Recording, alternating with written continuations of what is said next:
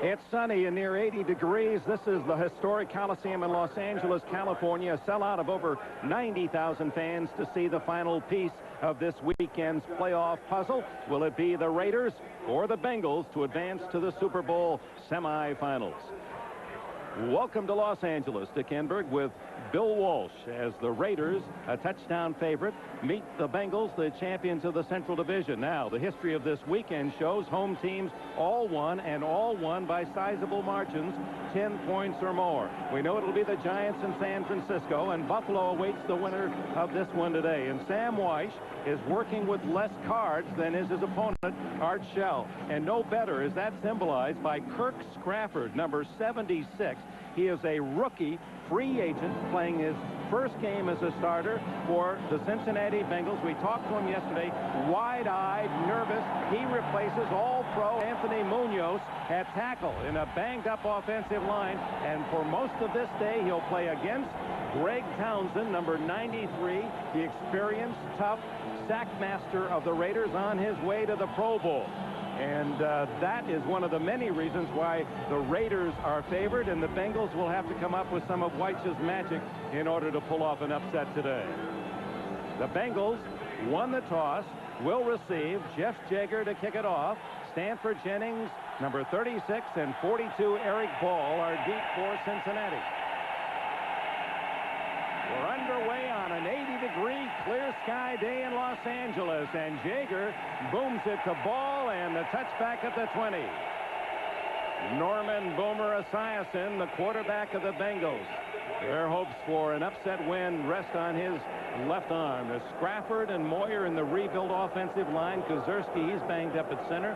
Jeton and Walter on the right side. The backfield, Ickey Woods will start today. McGee and Eddie Brown, two excellent wide receivers. Jim Riggs, the tight end, along with Rodney Holman, with using only one back to start. And that sugar huddle or no huddle employed by the Bengals. Look for a pass on the first play of the game. And that's what Greg Townsend was looking for as he beats Scrafford and registers the sack. Sam Weich wanted to start the game, open it right up, and he just couldn't get the ball off. It's that simple.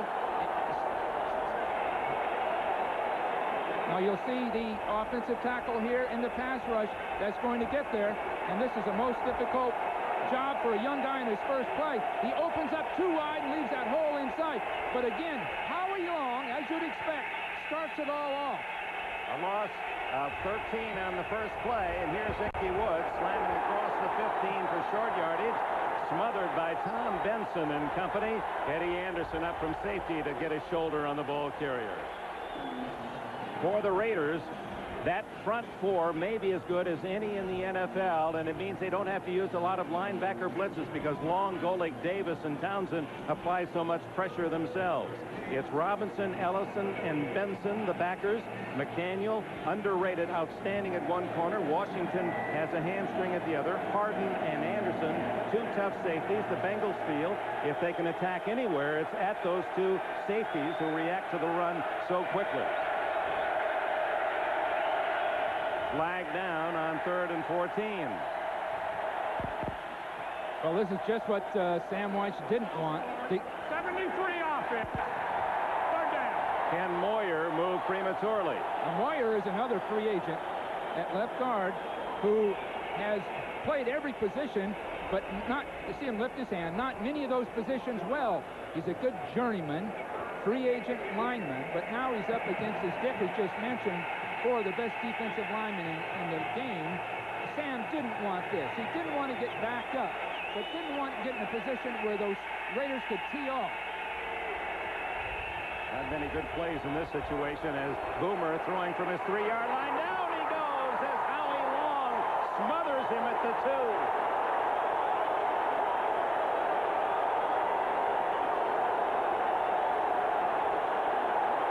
The veteran Long with 6 sacks on the year, but he creates so much more for his teammates. Here's Long, and you'll see that push right up inside. But one of the problems, Boomer waited way too long to throw the ball. He's got decent protection at this point. Now, when he pulls up to make Davis miss, he gets caught by Long. Big problem. All 4 defensive linemen are getting pushed. Also, Boomer is going to have to get rid of the ball sooner. Tim Brown expects to get the ball in Bengal territory. He's inside the 45 as Lee Johnson left foots it out of there. Brown has admitted having trouble fielding the left-footed punt and watches it go out of bounds at the 45 in Bengal territory. For Los Angeles, after the 43-yard punt by Johnson, under the circumstances, a good kick. It's Graves, Pro Bowlers Wisniewski and Mosbar in the middle with Montoya, the ex-Bengal. He's an alternate for the Pro Bowl and right at tackle. Schrader, the starting quarterback. Marcus Allen has started every game this year. We'll see Bo Jackson early. Steve Smith, the blocking fullback. Galt and Fernandez with Horton, the tight end. When they go to the Eagle, Mike Dial comes in as the second tight end. He was just activated this week, missed the second half of the year with a hamstring. From the 45 in Cincinnati territory, Schrader. Play action on first play. Plenty of time, wide open but incomplete. Mervyn Fernandez all alone, and Schrader overshot it. Good call on the first play. The scary thing for the Bengals was Schrader had all day. Fernandez went from the right side of the field all the way to the left side of the field, 20 yards deep. It had to take him 4 or 5 seconds to get there, and Schrader still had the time to throw it. The wind has just come up in the last 30 minutes, and the wind actually carried that ball out of Fernandez's reach. Gusting 15 to 20 miles an hour from the north-northwest. Second and 10, the give is to the fullback, Steve Smith. Former Penn State star, bowls to the 40, and the ball is twisted away after the whistle. Carl Zander led the defensive charge, and Smith was juggling the ball, trying to maintain the grasp. The Raider offensive line gets Smith the first 4 yards. You see, he's not touched until he makes 4 yards. Now he starts to lose it, and the whistle blows just about the time he loses it. One of the problems, right, it seems that the whistle is blowing right at this point, but Smith got 4 yards before he was touched, and he ran off tackle. Three wide receivers. Weston Brown joins Gold and Fernandez. Schrader changing the play with Marcus Allen behind him. It's Marcus off tackle, and he fights for the extra yardage and will be very close to the first down. The Bengals had him stopped 2 yards shy, but Allen, typical of his great play throughout his now 9 years with the Raiders, got extra yardage. Crumry was there to make the stop. It's short by inches, and the fans here in Los Angeles want Shell to go for it. You'd have to think he'll go for it here, Dick, because he's in sort of an odd position. Punting the ball wouldn't be that would be a tough job to punt the ball inside the 10 from here, and the field goal's too long. So you have to assume he's going for it. And they have a much bigger offensive line than the Bengals throw up in support defensively. It's a light, aggressive, quick Cincinnati defense. Allen, first down as he picks up 2 to the 33. Kevin Walker blitzed, had a great shot at Allen. Allen has an instinct to just slide laterally and make people cleanly miss him because he was duck soup back there. He was going to get stopped. Kevin Walker was teeing off on him, and he just slid by him beautifully. Watch right at the end of this. Allen is in trouble. Watch Walker come right through and just miss. And Allen has that instinct of seeing that with all that experience and just veering slightly. Marcus Allen, number 8 all-time NFL. He has 93 touchdowns. Raiders' first possession. A first down at the 33. Marcus knifing inside the 30. A gain of about 4. Carl Zander, the tackler. Well, typically for the Bengals, unfortunately, they rank 25th in defense this year. One of their problems is stopping the 3 and 4 and 5 yard gain. They just can't meet blockers well enough to stuff plays. So they're always coming off a block to make a tackle, and meanwhile giving up the first 4 and 5 yards. We saw the defensive coordinator, former star Lion defensive back Dick LeBeau on the sidelines. On second down, Marcus goes the other way. And a good play made by David Grant from West Virginia, as some of his teammates mentioned to us this week.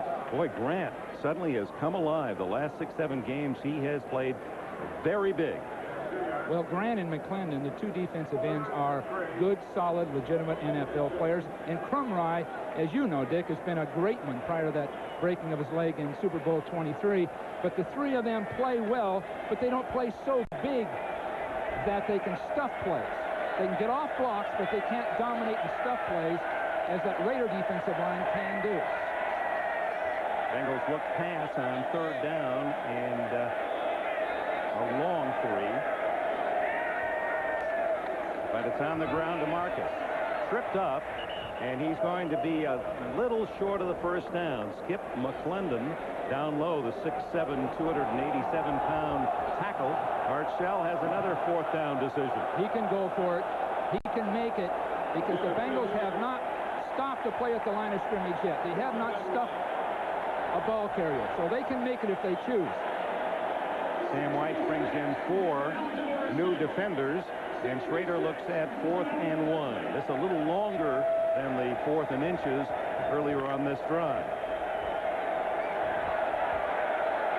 Smith and Marcus behind Schrader.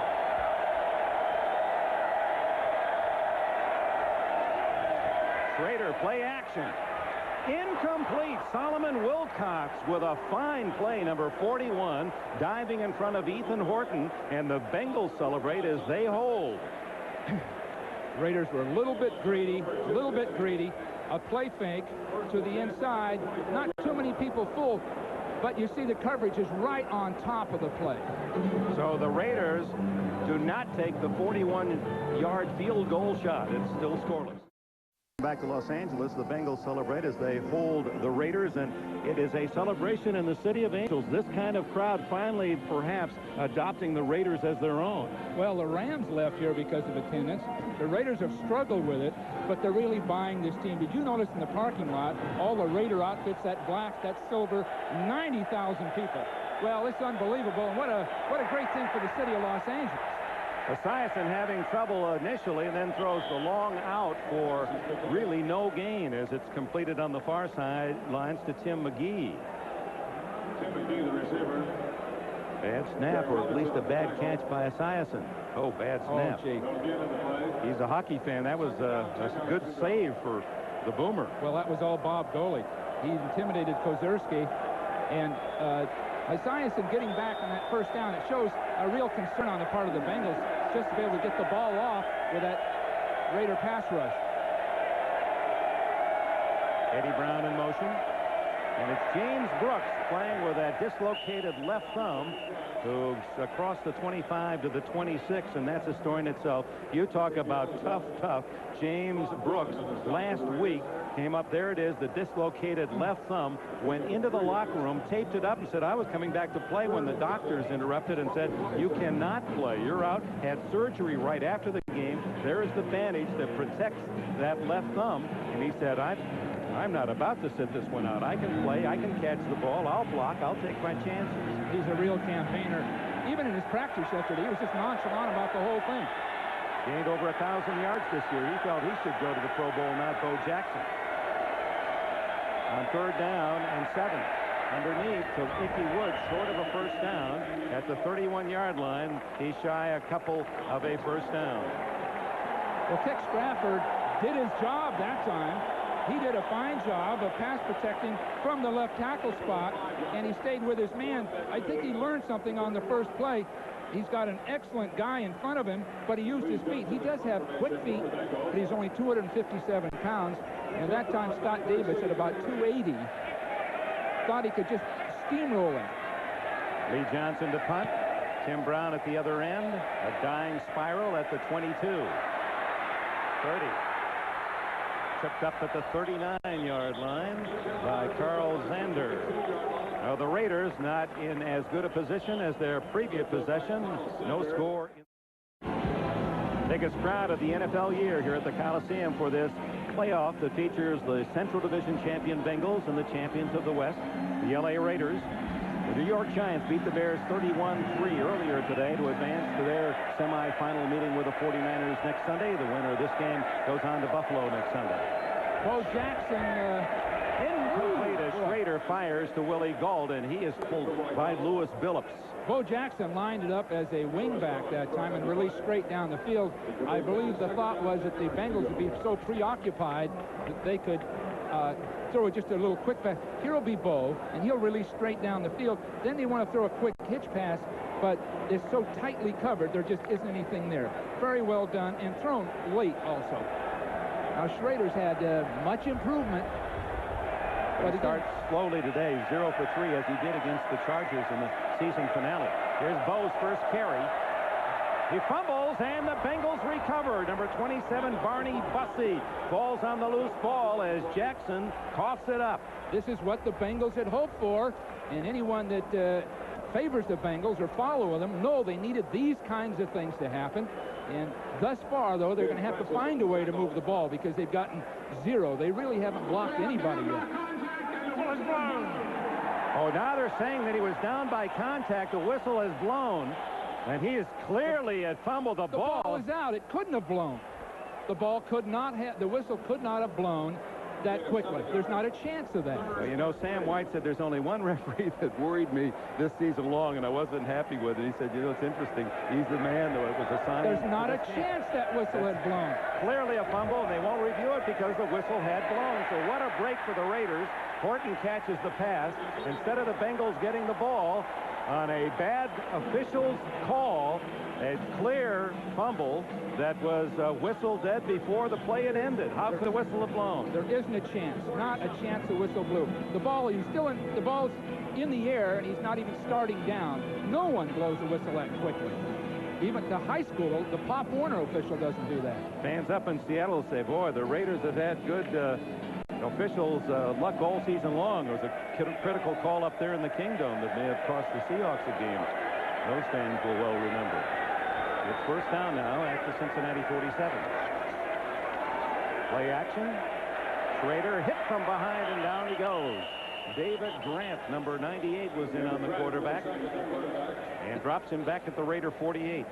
The Bengals are giving us a number of fronts, different kinds of fronts, that really give problems. Now look at the outside people here coming hard, and inside the pass protection will hold up long enough, but the problem is Jay is taking too long to throw the ball.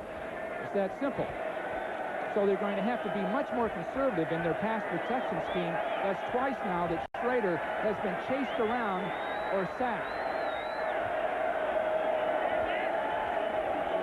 The give is to Bo Jackson, so instead of a pass on second and long, they go to the run, and David Grant there again, the 278-pounder from West Virginia, and their top rookie linebacker, 50, James Francis, in on the play as well. Grant's going to chase the ball from behind and catch it as these guards pull. This is the kind of thing where you need a better seal block by Rory Graves on the backside. You see Grant come right on the line of scrimmage. Now that's the job of Rory Graves, the left tackle, to get underneath Grant and get his legs out from under him.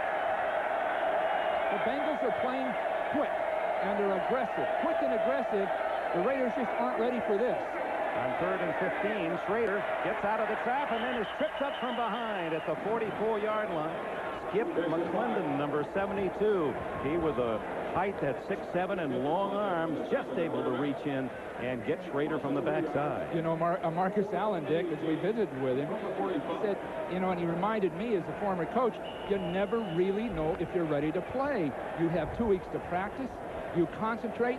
It can mean everything to your athletic career. Everything could be on the table, and you still can come out and be flat. And so far, the Raiders are flat. Mitchell Price, who returned a punt 66 yards for a touchdown this year at Seattle, is the deep man.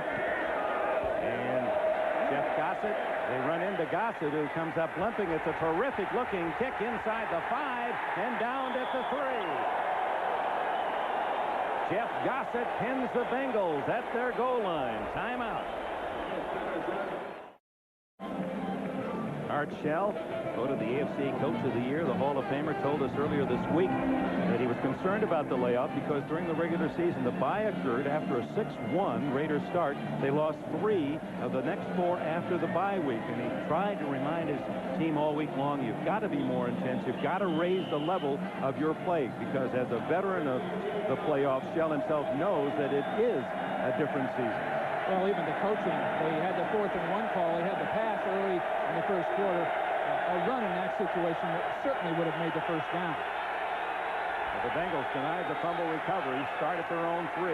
It's James Brooks carrying that ball in the left hand where that dislocated open injury to the thumb occurred. Eddie Anderson makes the tackle after a gain of close to 5. Here comes their sugar huddle, as they call it, where they set up just behind the line of scrimmage and get their play started very, very quickly. And hopefully the Raiders cannot substitute that much. Now, Max Montoya is on the Raider team as an offensive guard. He was with the Bengals. And Sam White was concerned that Max would give the signals, but I don't think there's much to that. 2nd down and 6. It's Brooks again, and the Raiders are ready for him. A yard, maybe 2. Ricky Ellison, former 49er, in the thick of that tackle, along with Tom Benson. Gee, this guy Brooks is some performer, though, isn't he, Dick? He is so tough. Is he a money ball player? Believe me, 185 pounds. All that stamina and longevity in the league.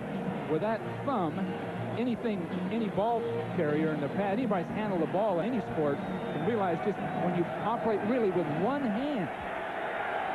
He gets better as he gets older. He's in his 10th year. He had over 1,200 yards rushing last year, over 1,000 this. Boomer protected well. Has a man, Brooks, and he's got it. First down at the 31-yard line. Brooks, injury and all, makes a fine over-the-shoulder grab. Yardage to match his number 21. That thumb is not even a problem with this guy. Boomer gets pretty decent pass protection. A perfect pass right over the shoulder. Now that really looks like that thumb is bothering him as he comes off the field a little bit. But did the Bengals save themselves there? At this point, it's a victory for them, a moral victory. They go an entire quarter, and they haven't lost field position at this point. This is where they got the ball at the start of the game. Final seconds of the opening quarter. See if Boomer gets a play off. Down the middle he goes, and Holman is open. He's got it at the Raider 29-yard line, and that's how the first quarter comes to an end, with Boomer Esiason throwing to Brooks and Holman, this one for 40 yards. And with it, Cincinnati, unless there's a penalty on the play, is deep in Raider territory. Look at Holman run a seam pattern, and Benson trying to stay with him. Benson waited too long before he got into coverage. But what poise catching that ball. No penalty.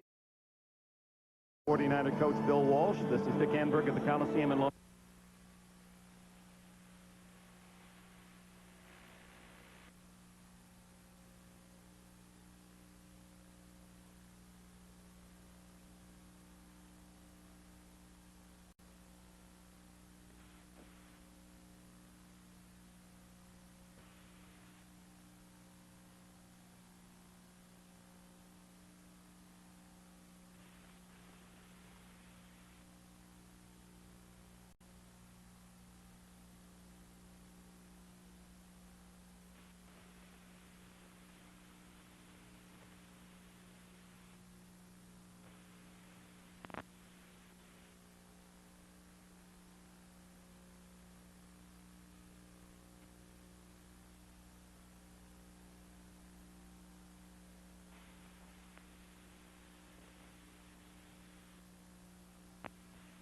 Don't speak to Michelle.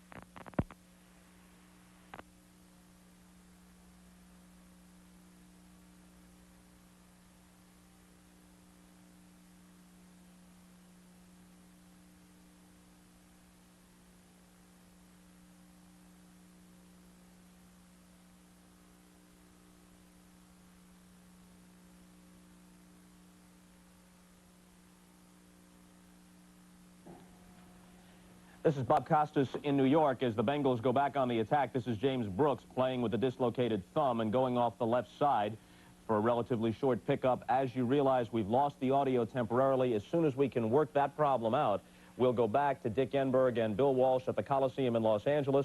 Second quarter, no score. The Raiders had an opportunity early after they pinned the Bengals back near their own goal line following a couple of sacks on the Bengals' first possession, but the Raiders couldn't cash in. And so Art Shell's team, about a touchdown favorite. Welcome back to the Coliseum in Los Angeles. We apologize for the audio difficulties, and we must also add that they were not inspired by the Nationals' Norman Shadd. We continue with a play-by-play. On third down, it is James Brooks to the 10-yard line, shy of a first down. So this drive for the Bengals that began back at the Cincinnati 3-yard line and sparked by Brooks' 21-yard catch and Holman's 40-yard reception and 11-yard run by Ickey Woods has placed the Bengals within Jim Breach's field goal reach. At this point in the game, the play calling by Sam Weich and the execution of specialized plays for the Raiders has been beautiful. One of the problems will be those kinds of plays can't be used over and over. But the seam pass down the middle to Holman, beautifully executed. Brooks' run, the good run, perfectly executed plays. And a 27-yard field goal by Breach is good. Little Jim Breach, the 5'6", 12-year veteran from California, knocks home the first point. Sam Weiss, the head coach of the Bengals, the winningest coach now in Cincinnati history, with his victory last Sunday against Houston, now has 61. The pass for master himself, Paul Brown. 3-0 Bengals in the second quarter. 12 minutes to go before the half, and a long, high kick deep into the end zone to Ron Brown as Lee Johnson. That has been his strength all season long. 32 times in 60 kickoffs, Johnson has kicked it in the end zone. A beautiful play. The Bengals will put a man in motion to the outside, and Eddie Anderson will drift over to account for that. Meanwhile, Harden, the safety, will come up in the zone defense, and then you'll see Holman splitting right down the seam and no one there to handle it. You'll see Benson try to stay with it, but you see number 33 to the far side of the field, beautifully executed. Sam Weich controlled both safeties and got Holman on a linebacker. And that 40-yard gain set up the Jim Breach field goal, and a 3-0 Cincinnati lead. From the 20, Slater to Bowe. Breaks into the clear for a moment and picks up 9, and that had some of the crowd starting to raise out of the seats. Kevin Walker had a tackle to make all by himself. If he doesn't make this tackle, nobody's going to. And you'll see Bowe coming with the right guard and right tackle pulling. Right makes a beautiful block there, but you see the clean, sharp tackle by Kevin Walker that really saves another one of those 70 or 80-yard plays. 9 yards for Jackson, 2nd and 1. Bowe again. Breaking freely to the 37, 38, 9 more. Walker again, the tackler. Well, this is the pattern we'll probably see all day because the safety men and linebackers for the Bengals are going to have to make the stops. In this particular case, you're going to see Bowe break to the outside and the tackle being made back here all the way through from the back side of it. But the problem is you see people blocked. You see that big hole coming, and it takes the backside man to finally stop it. And you'd hate to think of a linebacker away from the play having to make the stop. 25 yards on 4 carries for Jackson. Ball at the 38. Bowe again. 50. And chopped down at the Cincy 45 by Barney Bussey.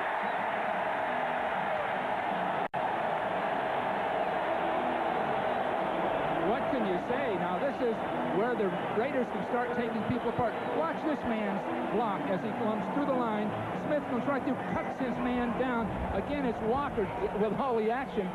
But of all the people, Steve Smith, the fullback, you see both make these plays, and Marcus, Steve Smith's one of the people on the team everyone admires and follows because his consistent performances have sprung these ball carriers. The Royal Raider, Kansas City Royals, LA Raiders, Bo Jackson in his first professional playoff game. Now it's Marcus. All kinds of room to run. And Allen, the former Heisman winner here at Southern Cal, to the 25.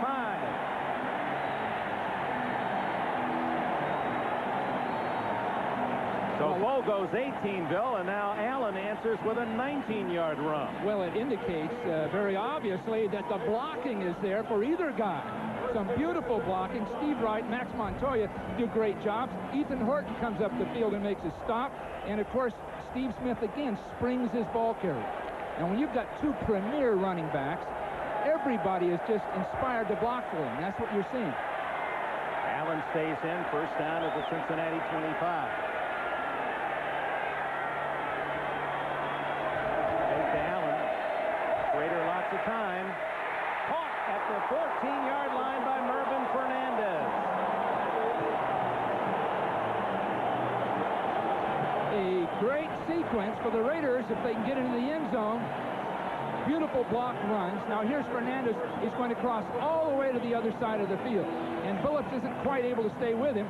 Meanwhile, there's been a play fake that's held the linebacker. So beautifully executed.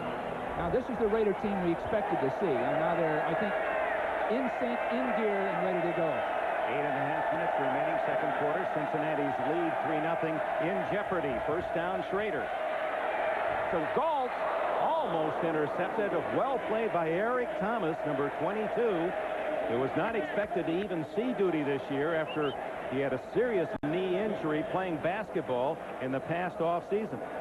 Thomas is in beautiful position inside. Now you'll see him reach right through for the ball. Beautifully done. He just cut Galt off from getting underneath him. Now watch this. Is he fired up? He knows that every one of those plays, Dick, is an accomplishment, let alone a winning game. But just to stop Galt in a situation like that. Seventh play of this drive that started back at the Raider 20. Second down and 10. Schrader changing his play. And the toss to Marcus. Reversing and somehow managing to gain a yard out of a play that should have lost about 5. Leon White, 51, finally tracked him down. The entire defense was predicated on the run. They're just taking chances. Dick LeBeau, the defensive coordinator, called a defense to stop the run. Figuring they just thrown, they're going to come back with the run, and he did.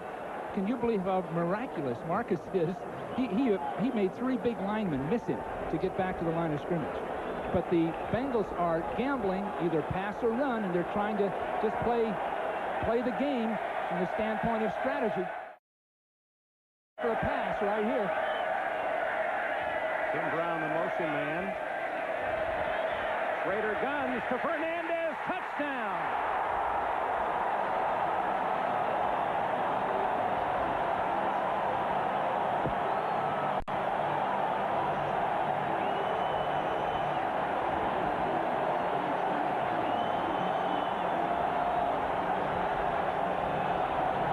A 13-yard strike. As Fernandez, using that big body, 6'3" and 200, shields the defender, Carl Carter, for the score. Again, he's going to try to get inside a defender and cross just over the goal line. Now, the pass itself was a critical one because Schrader really fired that ball in there. Jager adds the extra point, an 80-yard drive and 8 well-executed plays.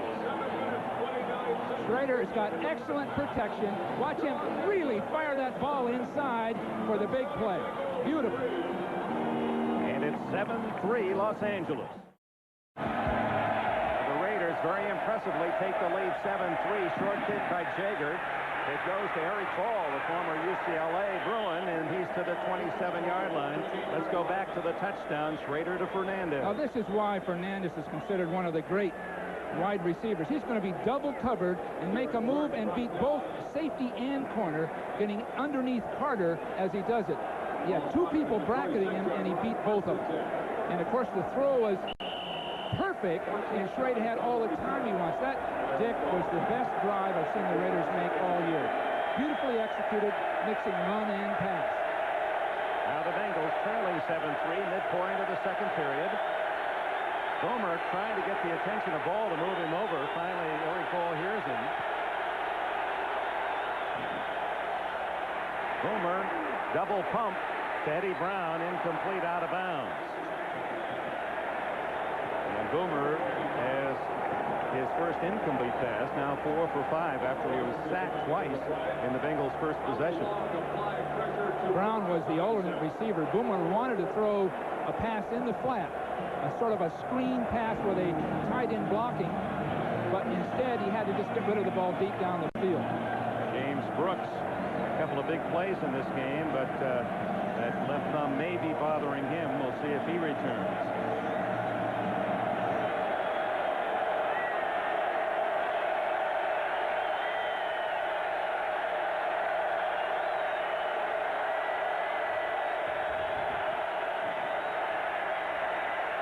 Down the middle, complete for short yardage. Eddie Brown, who fights for the 29. A tough 3-yard gain. Ricky Ellison, the tackler. Boomer Esiason. He did tell us that he felt this team was playing better now than at the same time in their '88 Super Bowl year. Well, in a sense, it should be just sort of a hollow bravado, because that other team was stronger than this one, primarily because of the injuries. But Boomer came in loose, he came in confident, and at this point he's playing beautiful.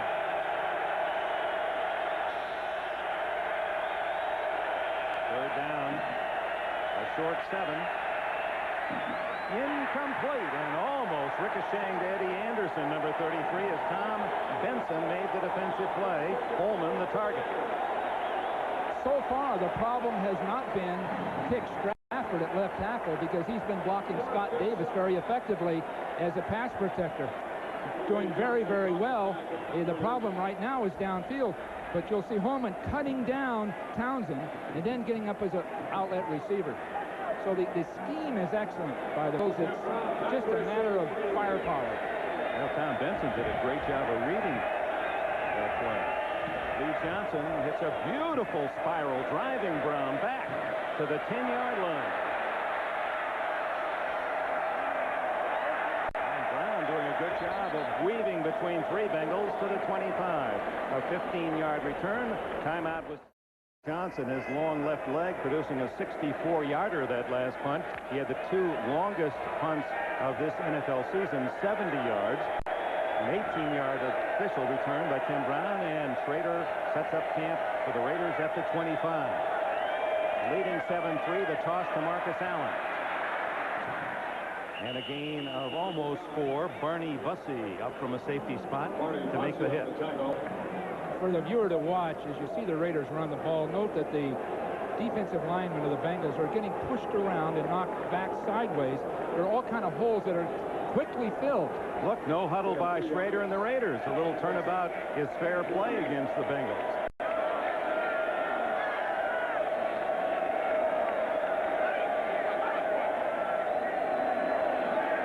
On 2nd and 6, Allen. Skip McClendon got him from the backside, number 72. A gain of about 1.5 yards. There's Terry Rubisky to the right of Art Shell. He's the offensive coordinator, calls in the plays. Fine chess player. Even trying to teach, well, his pupil of the year is Marcus Allen. What did he say? How long does it take to beat Marcus at this point? 10 to 15 minutes. So Marcus is learning. His usual match takes up to 2 hours, you know. Relaxed playing. Marcus comes in and leaves the room very quickly. But learning. He bought a $700 computer chess game just so he could become better. He shows his competitive spirit in all aspects.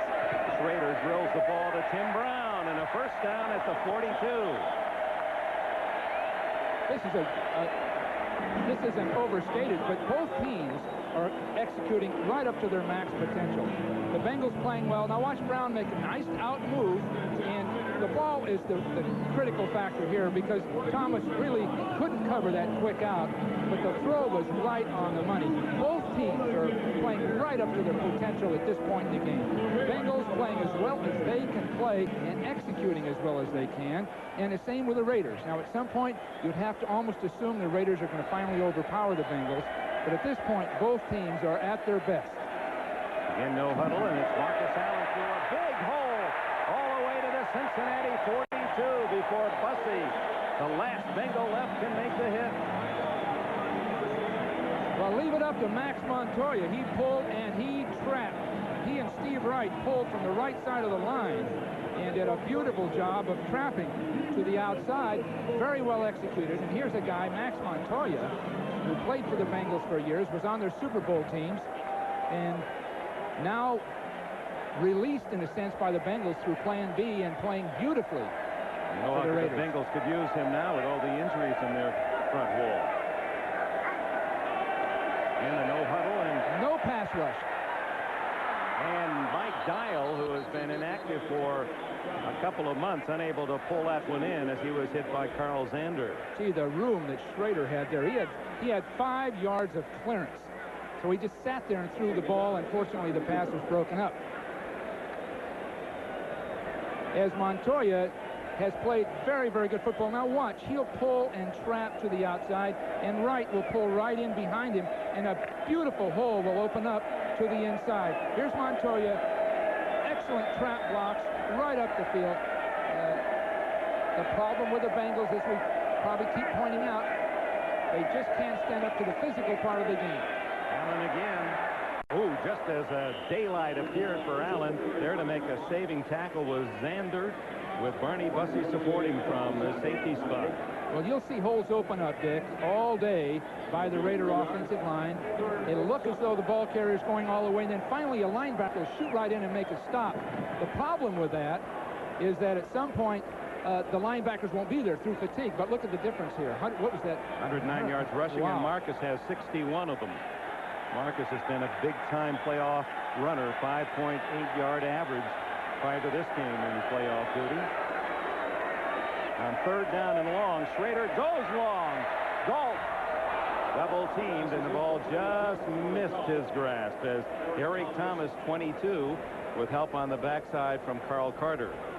That was a beautiful, beautiful throw by Schrader. It missed by a yard or so, but it was a most difficult throw right up over the top and to the outside. Schrader has really improved as a football player because what he's getting done are the plays downfield that Al Davis has based the entire offense for the Raiders on. On 4th down, it's Gossett to punt with Mitchell Price, number 32, back at the 10-yard line for Cincinnati.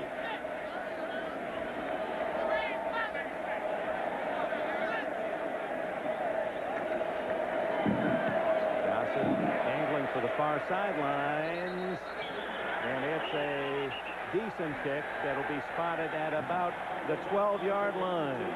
Timeout with 2:29 remaining for Al Davis. Series, he's fighting more than just a dislocated thumb. James Brooks has a touch of the flu, so expect to see him going in and out of the game today. It's pretty hot out here, but he's in there now. I guess he's going to do the best job he can. He's a pretty tough kid. Okay, O.J. A man who felt very comfortable on this turf, O.J. Simpson, won his Heisman Award playing for the Trojans of Southern California on this Coliseum home field. He made a few defenses sick. Cincinnati trails 7-3, 2:29 left, first half. Esiason at the Bengal 13. Ickey Woods to the 31-yard line. So Woods finds a good hole off that left side as Sprafford and Moyer, Kozerski do a fine job. 19-yard gain. Now that is confidence going in behind those two free agent left guard and left tackle. Do a nice job of sustaining their blocks. Now the one thing about this Sprafford, he is quick. He's got good feet. He doesn't have the bulk, but he can move and sustain a block. And you see Anthony Munoz there, number 78, rooting for him. We saw something that you'd never expect. Ken Moyer is blocking Davis very, very well. You'll see Sprafford come off and make a block, and a nice block here, but then the ball will break up the field. Now, two free agents that have not...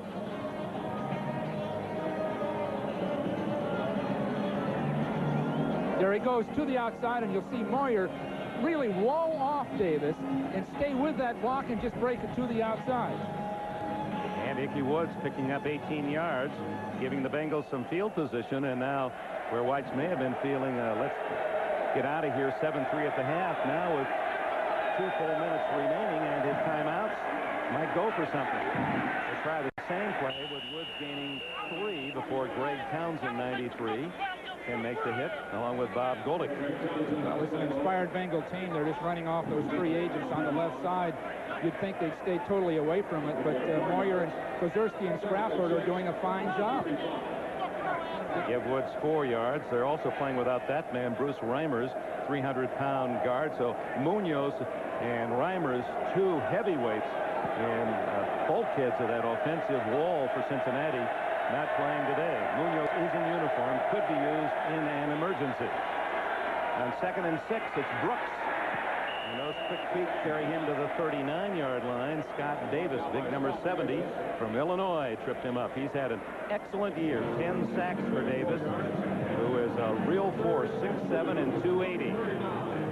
I think Sam White is going to try to control the ball down under a minute, then start throwing, but he doesn't want the Raiders to get it back in his half. He knows he has bad field position, so at this point, they'll, in every likelihood, begin to throw the football, but they don't want the Raiders to get it back. They get a first down here, then they might try some passing, but he's certainly conservative, unlike Weiss, playing it close. 7-3 is okay with him at this point. There's Brooks, tripped up close to a first down across the 40-yard line. You'd assume the Raiders are going to stop the clock here themselves, and they're not going to do it. Now the officials are going to stop it for a measurement. It looks as though Brooks was down, but White's just going to be satisfied 7-3 because he's in the ball game. Something else quite unusual, and I suppose when you get to the playoffs, you expect the officials to swallow the whistle, but only one penalty this entire first half, a 5-yarder against the Bengals. It is shy of a first down. So on 4th down, the Bengals will apparently punt. They're not going to call time, and he wants them to start the clock again as soon as they mark the ball. No one has called timeout as yet. I think the Raiders are going to have to get a timeout just to try to block the punt. If no timeout is called, Cincinnati doesn't even have to punt the ball.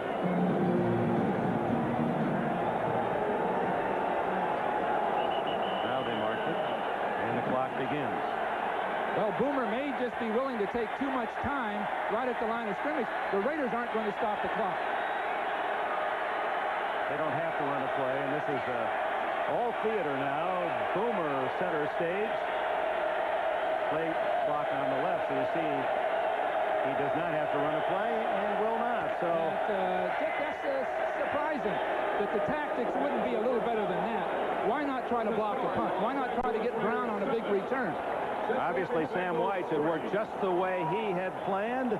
He leaves the field at halftime, an underdog, but very much in the game. 7-3 Raiders will have Bob Costas, NFL. And unlikely January weather greeting Cincinnati, and now with the news the flu has also struck Cincinnati. Certainly has been an unkind week with injuries and illness, and now having to play away from home against a tough Raider team. And Bill, there was still a couple of might-have-beens in that first half, and one involved the Raiders early when they had great field position and 4th and inches. Well, they'd gone for it on 4th and inches earlier and made it. They had another chance. They couldn't have been stopped because they were dominating the line of scrimmage. Instead, they try a play pass. Not a very good one. No fake really at all. And Schrader attempts to make a play, and the safety man is just right over there to stop it. So they cost themselves just being a little bit too greedy early. Now, you see the release by Horton up the field, and we have people all over the play. The fake itself didn't affect the play, and really it wasn't a very good call. Had Archell gone for a field goal, it would have been a 40-yard try. So the forsaking of the field goal, they try for the touchdown, don't get the first down on that play. And then there was a play for Cincinnati that might have been when Bo Jackson fumbled, an apparent fumble, one of those inadvertent whistles here. You see Jackson clearly not down when he loses the ball. The whistle could not have blown by then. It could not have, unless the official blew it before he was hit. And so that, in a sense, was an erroneous call that cost an underdog team like the Bengals a real opportunity. The ball would have been at the Raider 47-yard line, and you can see on the faces of some of the Bengals, Brooks included, that they are down physically because of that flu epidemic that suddenly has struck the team. And that includes Boomer Esiason, we understand. So Sam White hoping that he can maneuver players, keep enough of them rested so that in the fourth quarter his team would be close enough to the Raiders to perhaps pull off what would have to be regarded under the circumstances as a very large upset. But the Raiders, with a 7-3 lead, will get the ball to open this second half. And that one very impressive drive that led to the touchdown, Art Shell's team using the runs of Jackson and Allen, and then the touchdown pass to Fernandez. Interesting here, in perfect weather conditions, 10 points scored in the first half. They had 44 points scored in the first half in the ice and snow of Buffalo yesterday, when it was 27-17, Buffalo over the Dolphins at the intermission. So how do you figure? That gusty wind condition blowing the ball off the tee for Lee Johnson, who doesn't give many opportunities for a return. One of the strongest legs of any kickoff artist in the NFL. It seems that this wind doesn't swirl in the Coliseum, maybe because it's so large. It just simply goes from our left to right as you look at this, and it's about 12-15 miles an hour down on the field. So whoever has that wind has a distinct advantage. Again, just as Johnson approaching the ball, the wind blows it over. Now we understand that the winds have been measured at least somewhere in the stadium 25 to 30 miles an hour, and that accounts for some very long punts going left to right. Lynn James, rookie wide receiver, now will be employed as a holder, so we can get the second half started with the Raiders leading on a touchdown pass. Schrader to Fernandez, that capped an 80-yard drive and breaches field goal, the only Bengals score. This one will be returnable. Ron Brown, the former Olympic sprinter and former Ram, is pinned in on the sidelines at about the 24-yard line. Carl Carter made the tackle. Schrader has really improved.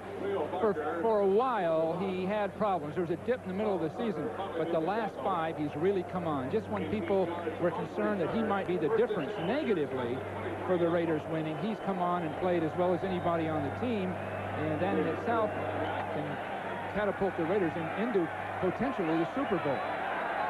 4 for 10 in the first half. 1 touchdown throw. He starts from the 23. Marcus Allen is the setback. Come out throwing the quick toss to Fernandez, thrown behind him as they work on cornerback Eric Thomas. Going back to Schrader, Bill, remember in November where Schrader went 0 for 4, did not throw a touchdown in 4 games the entire month. And we talked to Art Shell when they played in Denver, and we asked about Schrader in the call. Are you going to use someone else, and will Berline ever be in uniform? Remember how his eyes looked at us and how he really got his all-pro angry face out. The first time we'd seen it, said, Schrader is my quarterback. He is my quarterback, and the team just continued to function. And fortunately, in a sense, they didn't have to have him playing great football, because a lot of other people were. Bo Jackson has some room. One man to beat, and from behind, Kevin Walker saves another touchdown.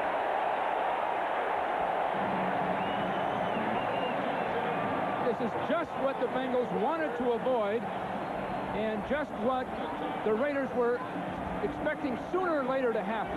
Some beautiful blocking at the line of scrimmage, and Bo is so strong physically. Those legs are so strong. Talking to Fulcher before the game, he said you can't tackle him in his legs. Look at Steve Smith kick his man out. A great job by Montoya. A beautiful job of pulling and blocking, and watch these broken tackles. So his legs and, of course, the blocking itself. And Walker, as he made the tackle, had only the one leg to grab, and apparently Bo Jackson, shaken up a bit, has not gotten to his feet as yet. That was a 34-yard run by Jackson, who does not appear to be seriously injured and gets a big hand from this crowd. What a player. He may have pulled a muscle as he was trying to pull away from a tackle, because he really wasn't hit on the knee. Now watch Kevin Walker in the final analysis in making all kinds of plays. He's pulling on that leg, and it could be that he just pulled a muscle that Bo did trying to pull away. Bo coming right at us. He's going to try to ward off Walker, but right at this point is where he most likely pulled a muscle. So Jackson, who has really padded his statistics against Cincinnati, last year had the longest run in the NFL, a 92-yard touchdown. this year an 88-yard run and was tackled at the 1-yard line. And he gets a big 34-yarder here on the opening series of the second half. Now the question will be, will Bo return this week? O.J. Simpson will try to do some eavesdropping, and we'll get a report. Well, fortunately, you have an all-pro in Marcus Allen. Take his place from the 43 of Cincinnati. Over the middle, wide open is Allen. Breaks some tackles. And finally stumbles down inside the 20. Marcus lined up as a wide receiver, forcing safety time that he's had Marcus outside, and Bussey, who's not an excellent coverage man, tried to hang there with him. Look at Marcus' great instincts in making people miss and getting every inch that's possible out of every time he has the ball. The work on Bo Jackson, it does appear to be the cramp or a muscle pull. That was a 25-yard reception and run for Allen. To the 19 of Cincinnati, 7-3 Raiders as they drive for more to open the second half. Whoops, looks like motion on that one, and Schrader throws to Allen. It's intercepted. This could be a live play, and then a fumble recovered by Cincinnati. Fulcher intercepted the pass, fumbled, but it was recovered by a teammate. I believe Zander, Carl Zander or Eric Thomas got it. And the flag down will be against the Raiders. It looks as though the ball was snapped late. It looked as though Schrader expected it earlier, and all kinds of people started moving. But then it looked as though people let up. First down. Like the Raiders let up all over the field. Now you'll see Schrader start to pull away, and the ball hasn't been snapped. And now the interception by the all-pro safety man, number 33, David Fulcher. There he is, bottom of your screen. The ball just bounces to him. Fulcher in the right place at the right time. Eric Thomas was the man on the coverage. Then Fulcher fumbles, and it was recovered. Well, these are the kinds of things that Bengals have hoped for to stay in the game. These kind of misfired plays. And so the Bengals dodge a mighty big bullet. It appeared that the Raiders were driving for an apparent score. And here's Allen as Thomas knocks it free. It goes to Fulcher. And then Fulcher looking for room to run. Hit by Graves.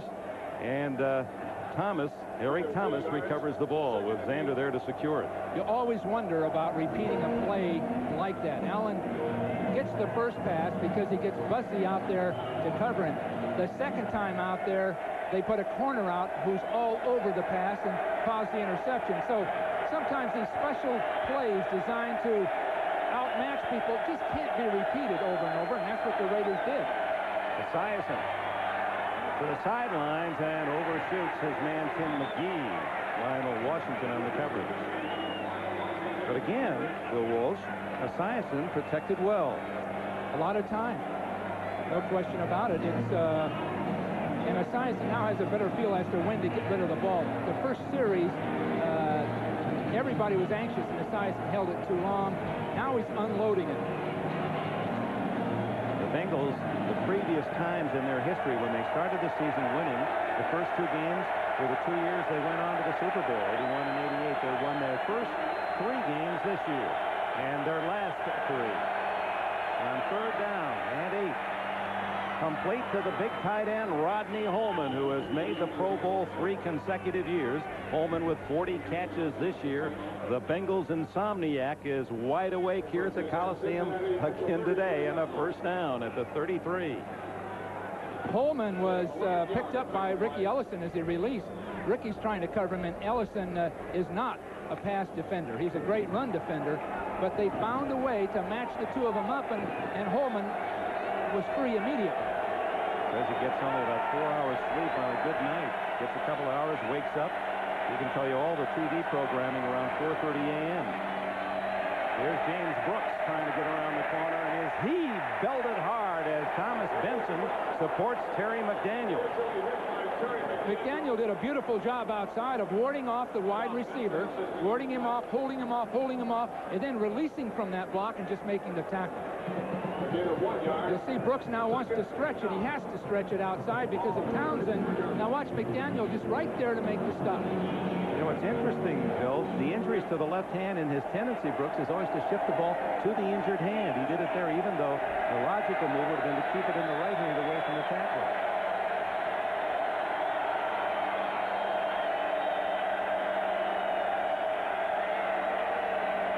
Play action by Boomer. Incomplete to tight end Jim Riggs, number 87. Ricky Ellison was on the coverage for the Raiders. Well, Scott Davis wasn't fooled a bit. He came off the block, and Ellison couldn't do anything but just get rid of the ball. Now, they've been looking for that. They've been looking for that all week. You'll see Davis here come right back to the outside, and he's been trained all week to look out for Esiason coming to the outside, being left-handed, and there's Davis ready to cut him off. And Kirk Scrapper trying to ward off Davis, and in some ways that's where Anthony Munoz has missed most, because Munoz is so smart in setting up that block so that he gets the outside on his man and keeps him pinned in. And 3rd and long from the shotgun. Esiason finally breaks down. It's Greg Townsend, his 2nd sack, the Raiders' 3rd. That was a coverage sack for the Raider deep defense. No question about it. Esiason wanted to go way down the field with the ball, and he had to wait for that to happen. So you see Townsend really blocked by 2 people, Holman staying with him all the way, and then Esiason really brought himself down. He just couldn't find a place to get rid of the ball. Happy Van Townsend, in his contract, if he made the Pro Bowl, he did this year for the first time, he can renegotiate his contract. Johnson doesn't get a lot of leg in this, but it takes a good bounce past Tim Brown and out of bounds at the 25-yard line, make it the 24 of the Raiders. 56 yards for Johnson. That last drive, 85, Tim McGee of the Bengals knocked down, apparently ruled incidental contact with Lionel Washington, and that really raised the ire of not only McGee, but of Coach Sam Weiss. Sam was just almost hysterical on the sideline over it, but it doesn't look like Washington purposely made contact. It looked just incidental. And McGee really was slowing down, and Sam just didn't see the complete play, and all he saw was his guy on the ground. Well, after another long Lee Johnson punt of 56 yards, it's the Raiders at their 24. They had a substantial drive to start this half, and then the interception. Marcus Allen is bulldogged down by Skip McClendon with help from Solomon Wilcox. And Bo Jackson, we understand from O.J. Simpson that Jackson's injury is not a knee or an ankle, but a hip injury. Probably won't return, but not considered serious. Not something that, say, would keep him from playing next week in Buffalo should the Raiders win. He doesn't look like there's a lot of pain. He just most likely wrenched it as he was pulled down. Allen way out to the bottom of your screen. Excellent pass receiver. Schrader throws underneath the Horton, the tight end, and it's a first down at the 37. James Francis, the outstanding rookie linebacker, number 50, former basketball and football player at Baylor, made the tackle. He was one of the many great linebackers taken in this year's draft. Number 7 were picked in the first round. He was the 4th taken after Keith McCants, Junior Seau, Chris Singleton of New England, and then the Bengals spent their 12th pick of the first round on this man, and are they happy? Led him in sacks, blocked a field goal, intercepted a pass for a touchdown. He's actually played better than any of those guys you mentioned. Led him in tackles as well. The culture in this 3 games. Schrader changing the play. And gives to Steve Smith a rare opportunity for the big fullback to the 41. He got the big catch, however, in the final game of the season, and it was the touchdown that beat the San Diego Chargers and gave the Raiders the home field in this game. What was that? 4 catches on the year and 3 touchdowns. As I mentioned earlier, Smith is really sort of the leader, the quiet leader of this ball club. You just don't read about him, you don't hear about him, but every play he has a significant role as a blocker. He always has the critical block to make. Penn State star with D.J. Dozier in their championship year in '86.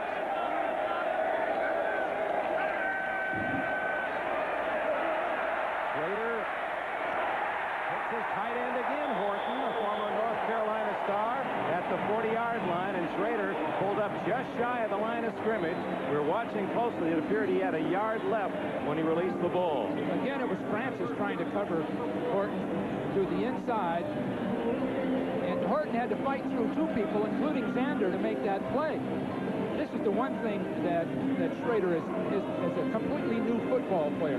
By the way, Horton, a former running back, that Rubisky, the offensive coordinator, works with tight ends, and Terry Rubisky worked with this guy 2 full off seasons, got him to gain 15 pounds through nutrition and weightlifting, and he's one of the more effective tight ends, especially as a receiver in the league. And complete this time off the hands of Mike Dial. Yeah, that Horton became such a good tight end. He just chased Todd Christensen right over to NBC. Yep. It'll happen. Horton was a #1 pick of Kansas City as a running back, a star runner with the Tar Heels. And we have to watch out, Dick, because he could chase Todd Christensen out of NBC. All you have to do is take a couple of voice lessons, which I can help him with. Don't be so sensitive, Bill. I mean, it's okay. But Schrader has improved so dramatically. What he's doing is getting back up underneath pass rushers. Now passes retreat. Now he comes forward to throw the ball. Allen on 2nd and 10. Picks up 5 yards. Hit from behind. Leon White, 51. Tim Crumrise, 69. In on the play. Again, Steve Smith right at the point of attack, making the critical block. I'd assume that Marcus and Bull must be good friends with this guy, because he's the guy that's springing it. Well, Marcus Allen is good friends with everyone, is he not? Have you ever seen a better team player that's a star guy than Marcus Allen? Class. The one thing he has that O.J. really didn't have is the class. Well, you're getting everybody, aren't you? Bob Trumpy's next. Hang on. 3rd down and 5. Underneath to Tim Brown. Hit shy of the first down. A good, solid open field tackle by the rookie Francis that denied the first down. Another 4th and 1 call. Well, he's for against Archell. the wind this time, Dick. You'd assume that he'll go in there and go for that first down running the ball, because He isn't. No, the he's not. Field goal unit comes on. yeah, this is a tough one, because that wind isn't quite what it was, but it's still right in their face. Jager's longest ever, 50 yards. This one will be 49 into a tough win. This is what the Bengals want. Now, conceivably, the Raiders will make it, but if they don't, the Bengals, again, are just holding the Raiders off. A late Bengal on the field. The kick is long enough, and it is good. And that cleared by 5 yards. Barely turned over. You talk about an end-over-end kick. That took an end. Just one little roll as he knuckles it through with a good pop. Jager gives the Raiders a 10-3 lead with 5:41 remaining in the 3rd quarter. Well, Sam's going to have to come up with his good stuff when we Field goal. I'm sure he wondered about the call, and I'm sure Jim Otto on Al's left there was wondering, what am I going to say to Al if we miss this? Following the kickoff is Jennings, and then he breaks up the middle. And the man who returned the kickoff against the 49ers in the Super Bowl for a touchdown is dropped at the 30-yard line by Ron Brown. So, were you surprised by the call on 4th and 1 into the win? I was, because that's the one factor that the Bengals have had to have is field position. They haven't been able to get it. And the Raiders were going to give them field position with a missed field goal. But it went through, and it was the final analysis. That made it right. They did what they had to do. Al Davis will be one of the 15 men in the final ballot for the Pro Football Hall of Fame again. Ricky Woods out to the 33-yard line. I think Al feels that he should have been in the Hall of Fame a few years ago, maybe 10 years ago, but patience is a virtue. And well, his entire Raider organization will be in there before he is. Every year I see new names. Kenny Stabler this time.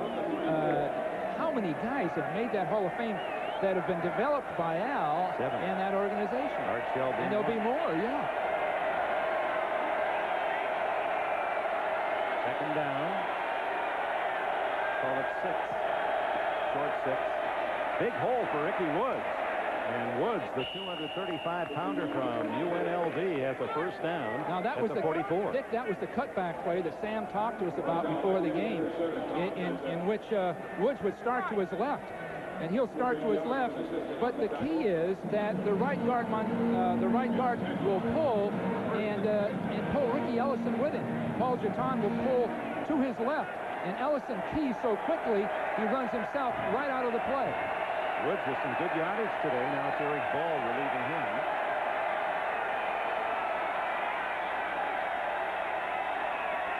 Candace in motion, and it's Eric Ball cutting back. They did it again. Gains about 4 to the 48-yard line before Mike Harden, 45, can come up from the secondary, along with Tom Benson. They did it again. They got Ricky Ellison to move, and then they'll break back. They'll start to the left and then come back to the right. Now, you'll see this, and you'll see this movement by Ellison, and that in itself gets the play started. You see Ricky move and then come right back in behind him. Notice Benson that was moving, but they're getting those linebackers sliding and breaking behind it. Because the linebackers are keying on the movement of the guards. On those guards. It's a long 5. And it's Ball again into Raider territory at the 47. Harden and Ellison collaborate on the stop. About a yard shy of a first down for Ball, who grew up in Ypsilanti, Michigan. It's a town near Ann Arbor there in southern Michigan. And Ball and Rodney Holman, two fine players in Cincinnati uniform, both from that town, went to the same high school, in fact. Ball migrated from Michigan to UCLA, and Holman went from Ypsilanti down to Tulane, where he starred.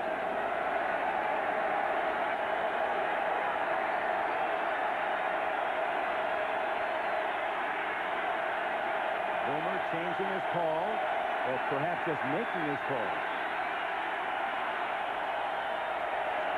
And it's a first down as Ickey Woods plows near the 45-yard line. In fact, because of, as you look at Bruce Reimer's cast in a cheerleading role today, because of Montoya, they felt today, Sam Whites, that they had to use some fake calls that Montoya might have told his teammates about, hoping to deceive the Raider defense. Well, you know, coaches are all paranoid.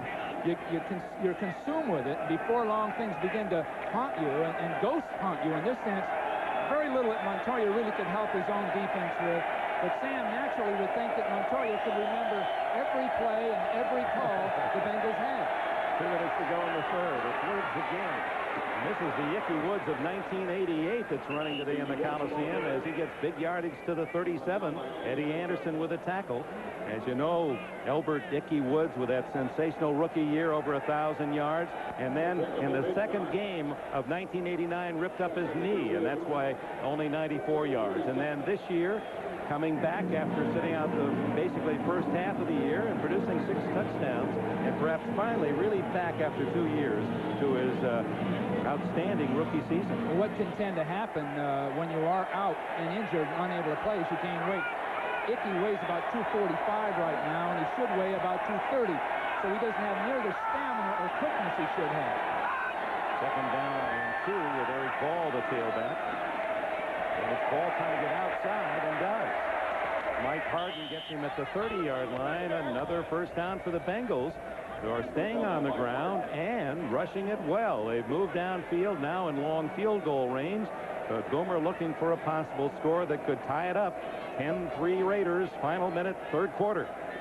You know, Sam White has been identified in a sense, or personalized as an impetuous, zany, creative, mad professor kind of a guy that is highly excitable and emotional. Some of those things are true, but one thing he's demonstrating now is just the damn toughness it takes to stand in there and play these guys head-to-head with your running game. Play action. Boomer down the middle to Eddie Brown. And Brown has a first down at the 15-yard line before he's pushed back by Anderson and Terry McDaniel. 16 yards. They fake the run, which they've been dominating with. You see Boomer fake the run, then come part way out because he had contained man and throw a beautiful ball inside to Brown. So they're just setting it up with that basic running game, then a play pass off of it. End of the third quarter, that 16-yard play, 10-3 Raiders.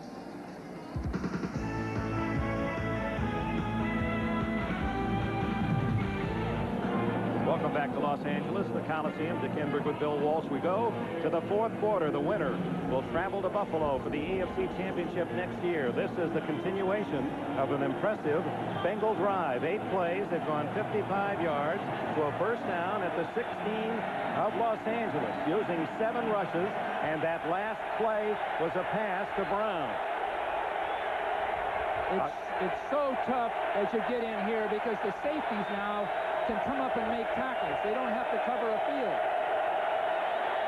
It's Ickey Woods breaking tackles down to the 11-yard line. Picked up 5 against a team toughest in the league to score a rushing touchdown against the Raiders. Again, a negative block by Paul Jeton, number 68, the right guard. Now you'll see him block down this way, and then the ball break back behind it. And that's the kind of thing they've been getting away with. The Raider linebackers start one way, and then they break it in behind it, over and over and over. 2nd and 5.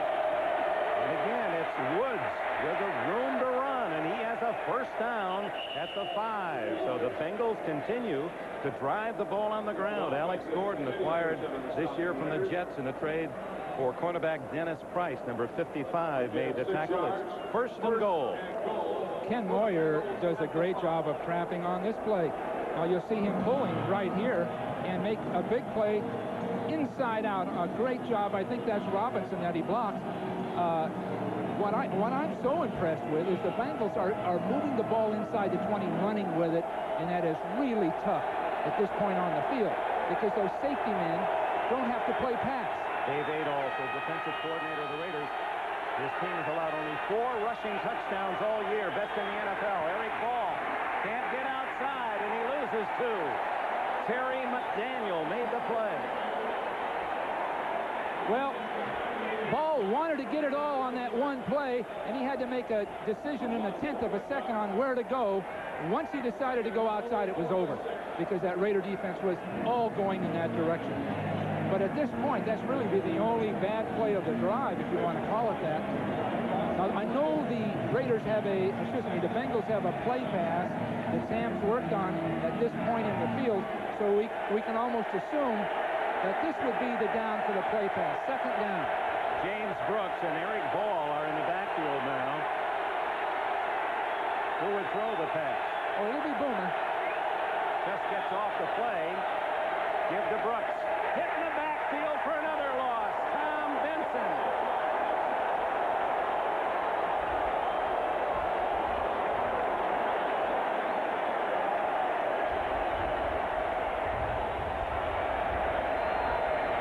Third and goal. They've lost just 1 yard. They give progress to the 8-yard line. Well, now it's the receivers, the receiving group, and Boomer to throw the ball. Was that a great open field tackle by Benson, who was one of the many Plan Bs acquired by the Raiders the last 2 years. He played at New England. Originally drafted by Atlanta. 3rd and goal, 8-yard line.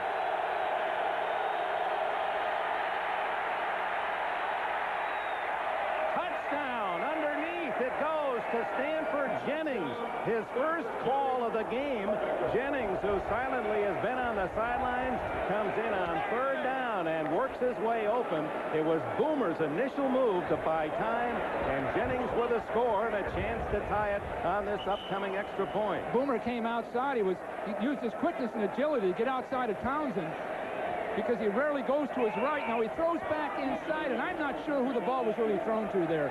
I'd have to hope that it was Jennings, but behind him, I didn't get the number, was Eddie Brown, who was wide open, and you could see that developing, but Jennings got between Brown and the ball. And now an important extra point try by Breach. It's 10-9. The touchdown rule on the field, we are being reviewed by instant replay. What should that review be for? Maybe someone upstairs felt it was trapped. Well, let's take a look at it. It appeared to be an apparent catch from our angle, but this is what they're looking at. Oh, he's got it. Unless they've got an angle. Oh, yeah, he had it all the way. Unless there's an angle on the other side that would see him dropping it. It looked like he had it all the way. sometimes you wonder about some of these replays. That looks like a catch all the way. We reset the play clock to 5 seconds. Carm Dooley is the referee. You see the catch from all angles. Fairly convincing evidence, it would appear. But there have been surprises. And now Breach, under the watchful eye of White, gets it through. Let's go back to the move by Boomer Esiason to elude the rush of Townsend, 93. Townsend is going to play for Boomer to go to his left, being left-handed. Howie Long looks like he jumped 2 feet in the air, but Boomer just timed it just long enough to move outside of Townsend. Beautifully done. It's tied at 10 with less than 12 minutes to go. The free agent from Montana. And now Lee Johnson nails it right out of the end zone on the kickoff, and the Raiders begin at the 20-yard line. The AFC Championship next Sunday at Rich Stadium in Buffalo, where the omnipotent Bills at home, 9-0, perfect this past year, including the playoffs after their win yesterday against Miami, will host the winner of this game. That'll be an early game, so NFL Live will be on at 9 a.m. next Sunday. What a picture setting. Look at that blue sky. All the smog has been blown out by the wind. Temperature near 80 degrees and 90,000 plus tickets sold for this playoff. And the Raiders have found themselves now in a fourth quarter tie game with these tenacious Bengals. Marcus Allen gets around the corner and picks up 12. Bussey made the tackle. The same name. Steve Smith makes the big block on the outside that Marcus sprung off of, and Smith found a way to just control his man, then turn him at the last second. Marcus knows just where to go with that ball. His instincts in that area are so beautiful. Normally he cuts back. That time he sensed it and broke out where Bo usually runs. 81 yards for Marcus. 14 carries. Bo Jackson apparently through for the day with a hip injury on a long 34-yard run.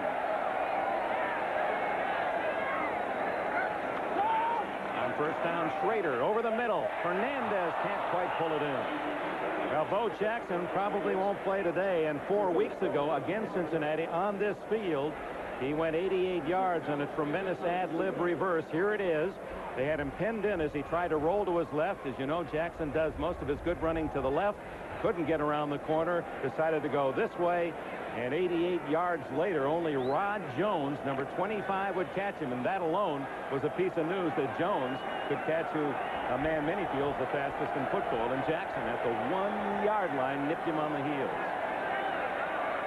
2nd and 10 now as Schrader drifts back. And hit with a blitz, and down he goes for the 3rd time. Carl Zander came through cleanly on the blitz.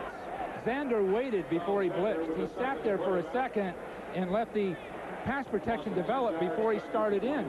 Now you'll see him right here, and he's going to wait before he goes. He'll sit there.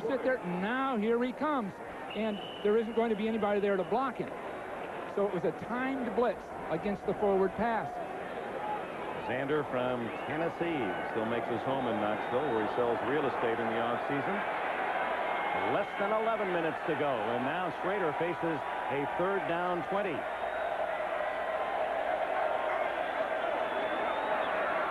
Good protection. And a great catch by Tim Brown. First down at the 48-yard line.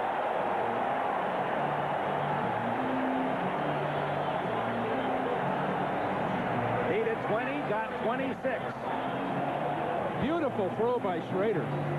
Brown's going to come down and get on the outside of Thomas, then break back in with a lot of hand fighting. But look at the throw. The throw had to be just right, because it had it been short, Thomas would have been going the other way with the ball. A big 3rd down and long throw to Brown, who's had good luck against the Bengals. You see there in the game in December, he had a couple of touchdown catches against the Cincinnati defense, and that's playing really in a limited role, basically 3rd down and long situation. There's a man down on the Raider side of the bench here. I can't see it, Dick, but I saw the doctor and trainer come running over from the Bengals side. Might be, yes, it's David Fulcher, the top hitting safety. Magnificent picture, isn't it? This historic Coliseum filled with 90,000 fans. First down, Marcus Allen drives into Bengal territory and carrying two men with him. Bussey and Walker is to the 45-yard line. David Fulcher, they were working on the back of his right leg. There it is. Do not know how serious. Can you believe a 240-pound safety man in this day and age? Fulcher is one of the great players, and really the prototype of the new position in football is so important. The safeties that can come up and make the big hits. So this guy at 240 pounds plays the deep middle part of the time. He's okay, and he's back in the lineup now. Steve Smith with a call. Close to a first down at the 42 of Cincinnati. Tim Crumry reversing to make the tackle, number 69. He, of course, the man who fractured his leg in the Super Bowl. With Bo out, they're going to alternate, I'm sure, Smith and, of course, Marcus Allen. But Smith is excellent late in a game because he still has that strength, and he can still break the tackles inside. Did you ever use a back that averaged 12.5 yards plus again per carry? 12.5 a game. It is a first down. 10-10 the score. 9 minutes to go. Fourth quarter. Lots of time for Schrader, going for Horton. Horton has it. Touchdown.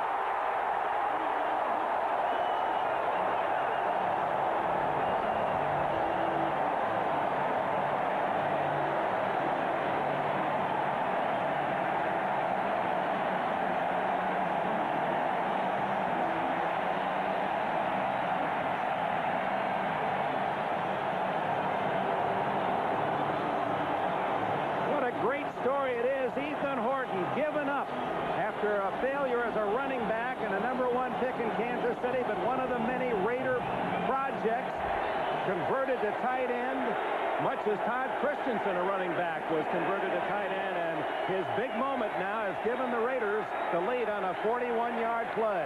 Here's Jagers, try for point, and it is 17-10 Los Angeles. Beautiful throw and a beautiful pass pattern. Horton's going to break into the flat and then circle up the field. And it's a beautiful throw right over the top and a great catch. Now that's the kind of thing that you rarely see done in the NFL, is a tight end getting deep down the sideline and the ball actually getting there accurately. Beautifully done. And Schrader's got to take a lot of pride in that one.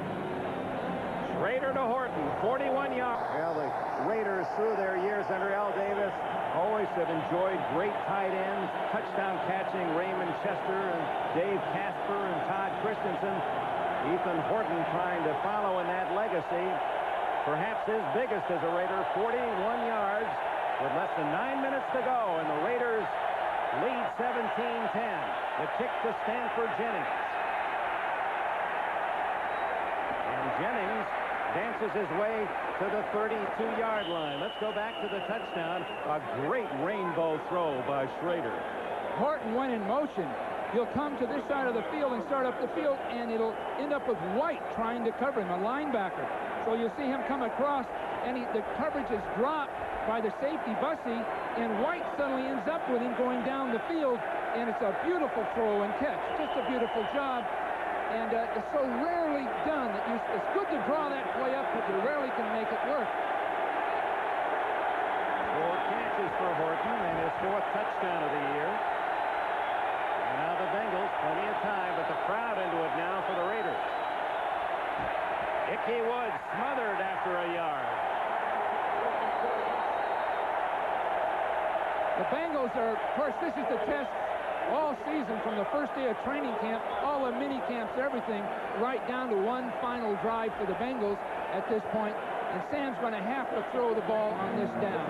He can't take a chance on just a 3rd down pass completion to sustain this drive. He's got to throw now.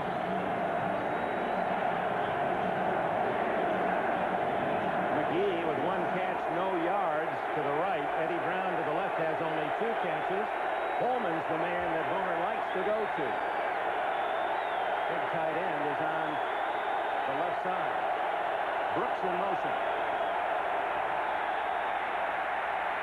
Homer scrambling. caught from behind, just shy of a first down at the 39. Scott Davis and Tom Benson with a tackle. I'll tell you, Dick, Dick Stratford, that left tackle, that young guy that's playing his first game is doing better than anyone could ever think he could do against a guy like Davis. And Ken Moyer right next to him, a free agent guard who's been waived twice. These guys are playing their hearts out. Stratford said he went to the combine, the pro combine. They looked at his legs and said, you don't belong here as a tackle. Maybe you're a tight end. He said, but I can't catch the ball. He's got very thin, spindly legs, but very quick on his feet. Boomer with a sneak and a first down at the 43. Now that was well done. Boomer started, he hesitated. He stepped left, then fought right through a little slot on the right. That was by design. The backs went left. Boomer snuck to his right. Now you'll see Boomer go back to the right side after the backs start to the left. You see him that way, then come right back inside. And Ellison, again, started over for those backs. 6.5 minutes remain, fourth quarter. The Raiders 17, the Bengals 10.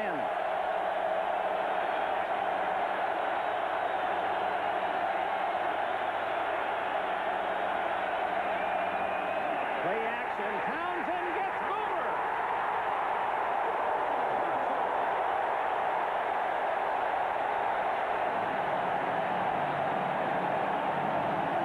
Everyone else in black had gone for the fake and were moving to the far sidelines, but Townsend played his area, and that a mighty big defensive play.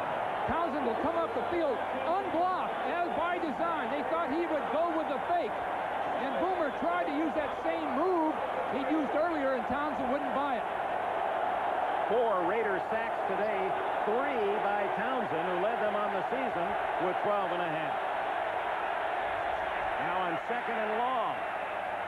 Almost intercepted by Eddie Anderson as that pass really floated on its way to McGee. And Anderson injured on the play.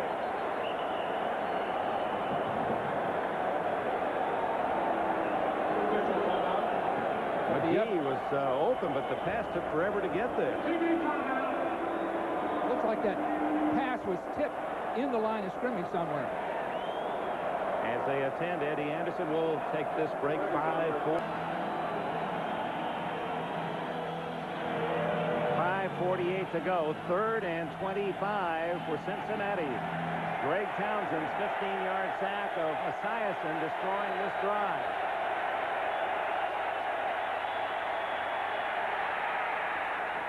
Jennings was open, but incomplete. Well, they just want to get the drive over with, the Bengals do. Just get it over with, pump the ball, use their timeouts if necessary, and get it back one more time.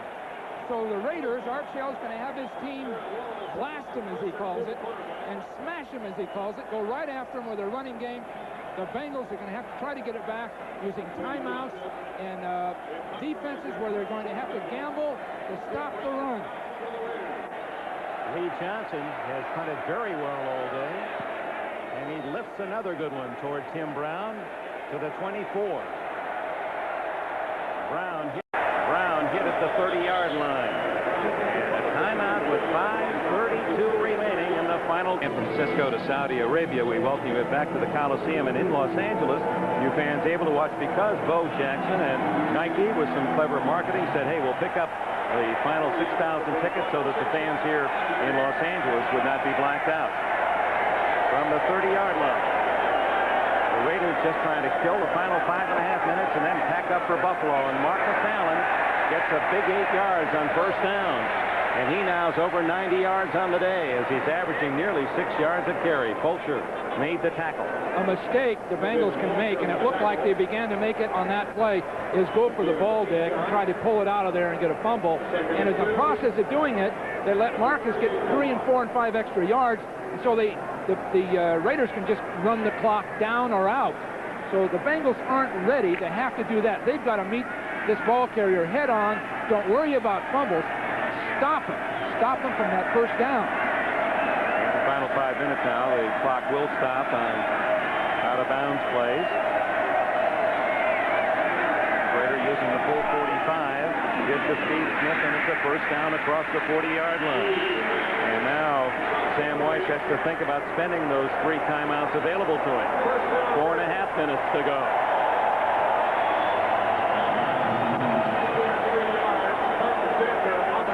They're already in the huddle, well into the huddle, and on the play clock, 25 seconds still remain. So that 45-second rule, I know there's been some consideration in the final minutes of games to reload that at a shorter price because 45 seems a long time to kill.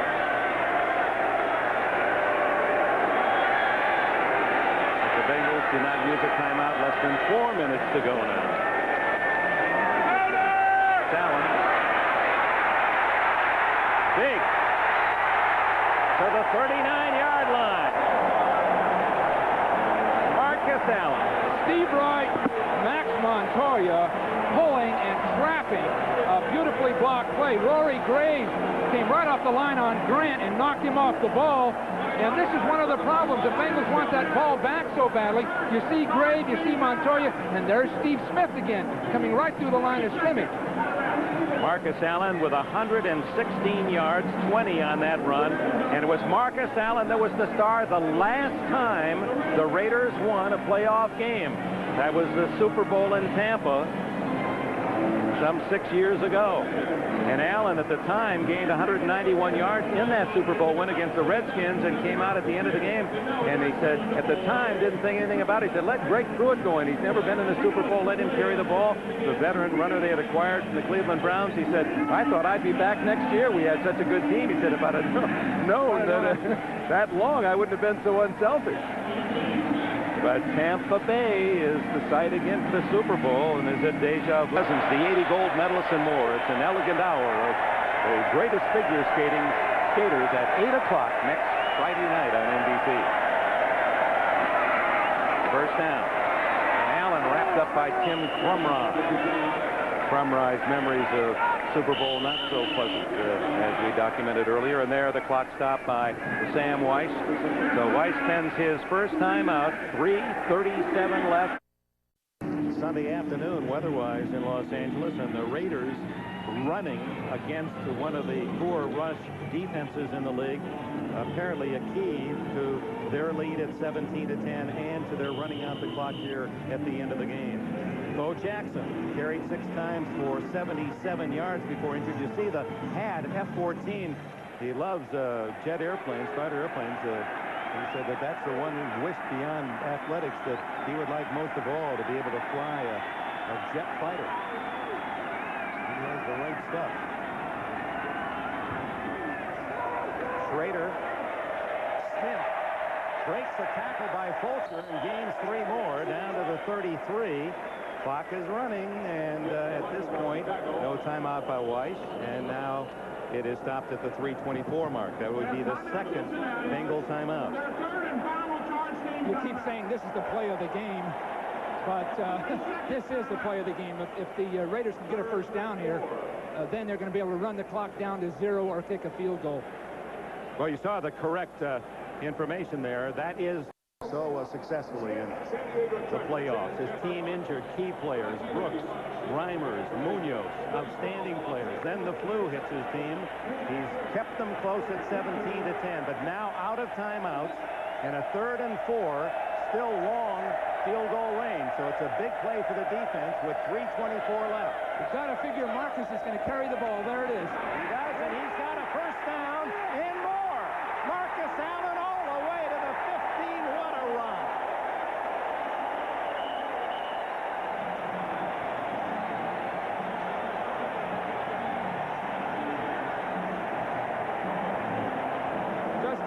Again, Max Montoya and Steve Smith and Steve Wright pull.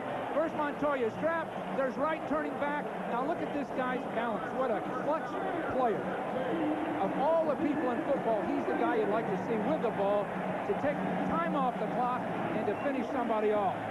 135 yards, his best rushing game of the season. Of course, he's been sharing that the latter part of the year, and Max Montoya with sweet revenge, throwing a key block against his former teammates. Allen again. No way to stop the clock for the Bengals. Gets back to the line of scrimmage. Montoya coming to Los Angeles, surprisingly, to Cincinnati. He has a restaurant in the Cincinnati area. His 2 children go to school there. He loves Cincinnati, still lives there, will go back to Cincinnati. The Bengals didn't figure he'd go plan B, but the dollars were too big, and the Raiders put up a 6-figure increase in his salary. He said, I had to come here. It's amazing. He's from Los Angeles, a very attractive place to live, but he wants to live forever and bring his family up in Cincinnati. Says the schools are great, the atmosphere is great, and you hate to see him leave his parent team. Go. No timeouts left for Cincinnati, and the Raiders with the ball at the 15-yard line, Bengal territory, and a touchdown lead. And this large crowd, the largest of the entire National Football League season, 92,035 in attendance, and most of them supporting the hometown Raiders are already looking to next Sunday in a Raider-Buffalo rematch. Remember, they played earlier in the year. The Raiders led by 10 points in the 4th quarter when the Bills pulled one of their many 4th quarter comebacks, scored 24 unanswered points in the 4th quarter to win it 38-24. That would be a great matchup, and I would have to assume that'll be the matchup. The only problem with the Raiders is they just don't get on the scoreboard enough. They execute well. The design of what they do is good. Their players play beautifully, but they just don't get on a scoreboard, and that would worry me with them going in against the Bills, because the Bills are really scoring.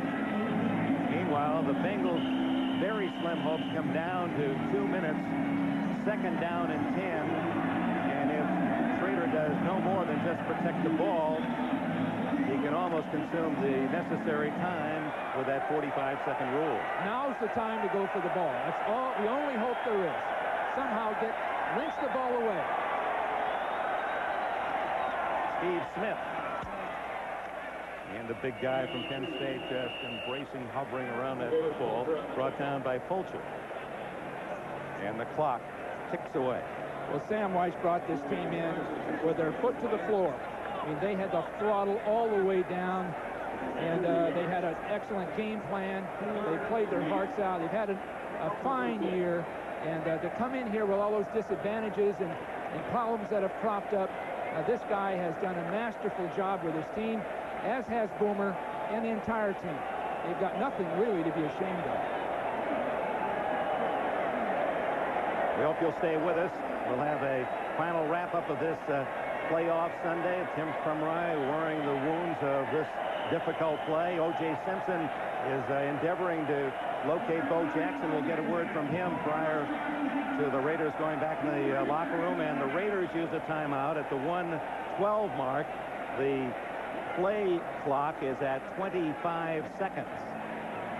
It's an interesting timeout. I would guess that Schrader just wants to be certain no mistake is made on this play call, that he's going to get it firsthand from Art Shell, the youngest head coach in the National Football League, and his young coordinator you see on the left, Terry Robisky. They will indeed have a chance to wrap up the day's play with Bob Costas and company on NFL Live. There's one of the young Raider fans, perhaps his son of one of the Raider players. He's with Bo Jackson. That could be one of Bo's sons. There is number 34, whose love for children is quite apparent. Those of you who have read his book, doesn't really have a relationship, or didn't, with his father. He wants most of all, when you talk about all of his athletic prowess, what he always brings forth first in conversation is his desire, ultimately, most importantly, to be a good father. Those are, we understand, both of Bo's young children, and you can't see in the periphery, but there are 50 agents waiting to sign them up. So with 1:12 to go, it's Marcus. Ooh, slips at the 8-yard line. That'll be shy of the first down. 3rd down. The clock runs to the 1-minute mark. Oh, are we going to get a field goal? They'll let it run down. They can kick it and put it away. The only problem, of course, with a field goal is the block. The game clock at 47:25 on the play clock, so that's a 22-second difference, so they'll let it run down to the 22-second mark. And the Bengals, Sam Weiss, wondering, as we are, if indeed Archell will flirt with possible disaster on a field goal block. The Raiders this year, about the second half of the year, have really found a way to take advantage of all of that talent, from Tim Brown to Ethan Horton, Willie Galt, Fernandez, the entire group, Steve Smith, all the talented players they're taking full advantage of now. What an array of talent. Raiders call a timeout that gives us the opportunity to announce Ronald McDonald Children's Charities Player of the Game, Marcus Allen of the Los Angeles Raiders. McDonald's and NBC donate $5,000 on behalf of Allen and the LA Raiders to Ronald McDonald Children's Charities, help to give kids a better tomorrow. Allen with 140 yards rushing. A big game player, as you see Art Shell and Mervyn Fernandez. And there is the man, Marcus. Grew up near here. San Diego, was an outstanding high school quarterback down there, and then, of course, a Heisman Award winner. And now Jaeger will try the short field goal of 25 yards. They're going to be shuffling off the Buffalo. 20-10, Los Angeles. We'll have that for you. The Bills and the Raiders.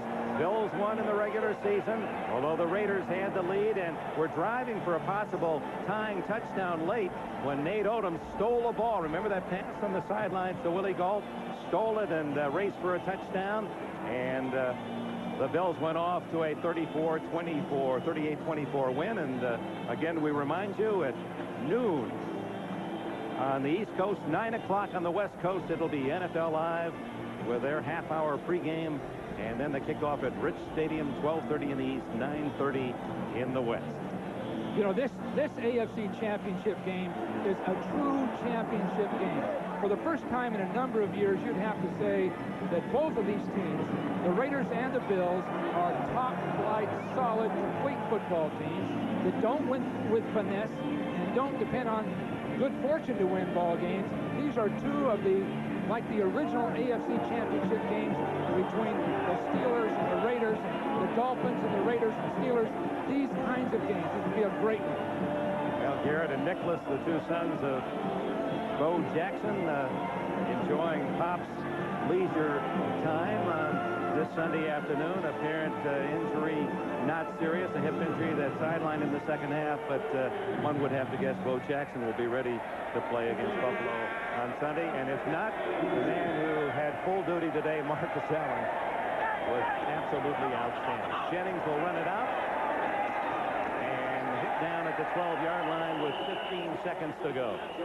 And for the fans in Cincinnati of the Bengals and Boomer and Sam Weiss, a team that battled all year, they had that tough 5-game road trip. They started well, had some downtime, won their last 3 very impressively at home against Houston last week. Weiss certainly is the creative man in the game, the innovator who always has something special, and one can... And he's a great motivator, too, Dick. He had this team ready. And this team was outgunned all the way. As we said before the broadcast, at virtually every position the Raiders had them outgunned. And some of the Raider backups were superior players to the Bengals. Incomplete on the sidelines to Tim McGee. 10 seconds to go. A reminder tonight on NBC and NBC News Special, America, Are We Ready for War? Then on Real Life, a real-life look at Michael J. Fox, from high school dropout to Hollywood. It's Real Life with Jane Pauley, and then a real-life mafia prince and a dangerous cult are the subjects examined on Expose with Tom Brokaw. And NBC presents a world premiere miniseries, soon to become an NBC series, Dark Shadows. It stars Ben Cross, all tonight on NBC. Eric Ball gets the final call of the game. Final seconds, and congratulations to the LA Raiders. Sam Weiss's Bengals lose to Art Shell's Raiders 20-10. It'll be Buffalo and the Raiders with a chance for the Super Bowl. O.J.? Yeah, I'm down here with Bo Jackson. Bo, You kind of hurt yourself the day you were running real well. Can you tell me the nature of the injury? Minor. I will play next Sunday. You think you'll be there next Sunday? You had an opportunity to watch yesterday's game. Have you ever had the occasion to play in that type of weather, and how do you think you'll do? I played in it twice, once against the Bills and once against the Giants, so I'm looking forward to it. It's always nice to go up there and play against those guys. We just got to go up and try to play some intense football and try to get a win. Doesn't matter how we do it, we just got to go up and try to win. Is the injury a hip? Is it a pull, or do you have a hip pointer? It's a slight hip pointer, so but it's really not that bad. All right, folks. Good luck to you. See you next week in Buffalo. Well, a couple of greats in that picture. Heisman Simpson, along with Bo Jackson, who says he'll be ready for Buffalo. Bob Costas on the other side of this commercial with a full Sunday. Have earned the trip to the AFC Championship game in Buffalo, 20-10 over Cincinnati. And O.J. Simpson, of course, he has it in his contract. He only talks to Heisman winners. And with that in mind, he is with Marcus Allen. Yeah, I'm down here with a guy that was back to his old Heisman form today. Marcus, how did you feel when you knew Bo was out of the game and looked like the weight was on your shoulders? Well, I didn't feel any pressure, O.J. I think the golf crisis, that's pressure. This is something I've been doing for a long time, and it's unfortunate they got hurt. Hopefully he'll be back next week, but I just want to do the job. Is this particularly gratifying after the tough time you had early in the year, all the speculation that you might get traded? Here we are in what amounts to nearly a championship game, and your team needed you, and you were able to go out and get 140 yards. Well, no question about it, but to be honest with you, I didn't think I was going to get traded, and I just enjoy the attention, so it's important that we won, and I'm happy for everybody here, the team, the organization, the fans. This is a big game for us, O.J. Now, you watched the Bills play yesterday. What's your assessment of that team and the weather? How do you think you're going to be able to fare in that type of weather?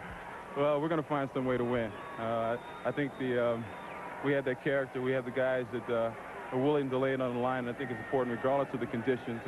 They beat us last time, and they're a good team. They're an exceptional team, and we're going to have to play our best game. When you say you're going to have to play your best game, you had a chance to play them last time. What was it they were able to do to stop you? You started off well, you had a little lead, and in the third quarter, fourth quarter, they took the game from you. Well, they got the fans behind them, the momentum after a couple of special teams play. They really hurt us, and we learned a valuable lesson. We treated that game as a friend. We learned from it, and I think we're going to improve. Well, good luck. Bring your long johns. I'll see you in Buffalo next week. Back to you, Dick. Yeah, the Raiders' all-time rusher, Marcus Allen, the MVP of Super Bowl 18 against the Redskins. We go to Bob Costas in New York as we once again appreciate the elegance and the grace and the style of one of the game's classiest players, Marcus Allen. Bob? Dick, thank you very much. According to Danny Sheridan of the USA Today, at this moment, Buffalo will be a 5.5-point favorite over the Raiders in the AFC Championship game. The 49ers a 7-point favorite over the Giants in the NFC. We're back to review the first meeting earlier this season between Buffalo. All right, the final piece of the conference championship picture now is in place. The Raiders, of course, go to Buffalo next Sunday with a Super Bowl spot at stake. The game will be a rematch of Week 5 when the then unbeaten Raiders lost at Rich Stadium outside Buffalo. L.A. led 24-14 at one point. It was 24-21 as we pick it up here, and Steve Tasker blocks this punt, and it winds up in the hands of James Williams, who runs it in for a touchdown. The game was put away when Nate Odom stole the ball from Willie Gault along the sideline. It caps a 24-point fourth quarter for a 38-24 win. The last 17 points all set up off of turnovers. The Raiders, of course, didn't have Bo Jackson at that point, so they lose in Week 5, 38-24, after having the 24-14 lead on Buffalo's home field. Will? Bob, I think this is going to be the best AFC Championship game since 1980. These are two quality teams, the best players since then on the field at the same time. That's when, San Diego had the great team with Dan Fouts, and the Raiders went on that year to win the Super Bowl. This is a great matchup next Sunday. Todd? I think the 235 yards that the Raiders rushed for today bodes well for their offense, particularly in a game which might be marred by the elements, and that's something that they're going to have going into Buffalo. Bo Jackson characterized his injury as a mild hip pointer, assuming that's an accurate assessment. How difficult to play with? Well, it's something that's very painful, something that sometimes you cough and it hurts. It's something that he's going to have to recover from, because I don't think in 6 days he's going to be well. He's got to come back from that and play through the pain. And we're back to wrap things up right after this.